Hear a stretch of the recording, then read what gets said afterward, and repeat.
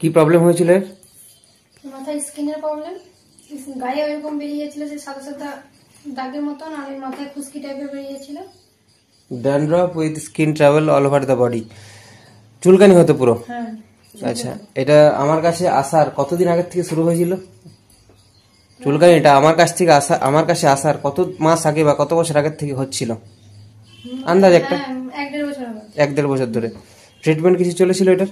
হ্যাঁ, বাঁকুড়ায় দেখিয়েছিলাম স্কিনের ডাক্তার, আমাদের বড়জোরে দুবার দেখিয়েছিলাম স্কিনের ডাক্তার। মানে মোট কথা অনেক ডাক্তার। হ্যাঁ, ক্রিম আর দামি দামি ক্রিম দিয়েছিল, ওইগুলো লাগানোর পর প্লেন হচ্ছে, আবার বেরিয়ে যাচ্ছে।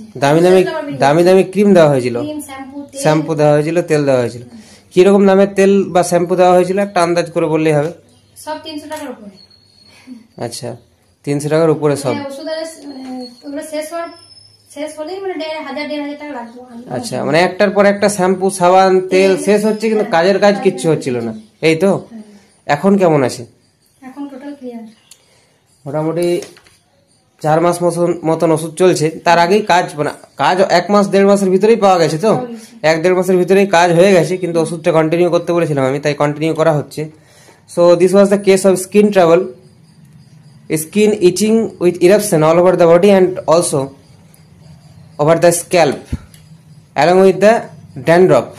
প্রচুর ড্যান্ড্রফ হতো, চুলকানি সারা শরীরে, এই ধরনের সমস্যাগুলো ছিল। So patient is totally cured in this time. This is the follow up case.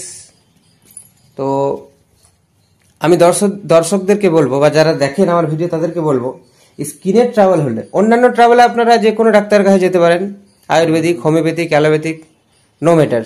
But যখন স্কিনের কোনো ট্রাভেল হবে, এদিকে তাকাও, যখন স্কিনের কোনো ট্রাভেল হবে, স্কিনের যে কোনো ইরাপশন, যে কোনো ডার্মাটাইটিস, যে কোনো স্কিনের রোগ, whatever may be the name of the skin disease, skin ডিজিজের নাম যাই হোক না কেন, ছুলি, সেতি, urticaria, eczema, ringworm, whatever may be the name of the whatever may be the name of the skin disease, স্কিনের যে রোগ সেটার নাম যাই হোক না কেন, যে কোনো স্কিন ডিজিজে আপনারা হোমিওপ্যাথিতে যাবেন, অন্য কোনো প্যাথিতে যাওয়ার দরকার নেই। কারণ অ্যালোপ্যাথিতে এই সমস্ত স্কিন ডিজিজগুলোকে সাপ্রেসড করার চেষ্টা করা হয়, অবদমন করার চেষ্টা করা হয়, উপর থেকে ঠিক করার চেষ্টা করা হয়।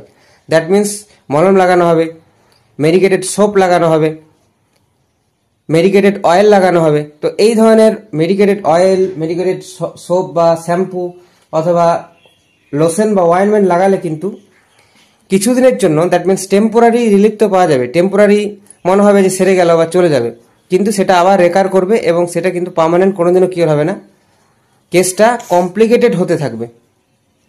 তো এই জন্য এই সমস্ত কেসগুলোতে অবশ্যই হোমিওপ্যাথিতে আসার চেষ্টা করবেন। যারা দেখছেন তাদেরকে বলছি, হোমিওপ্যাথিতে এই সমস্ত রোগের পার্মানেন্ট সলিউশন আছে, স্কিন ডিজিজের স্পেশালি। তো এটাই বলার ছিল। Thank you.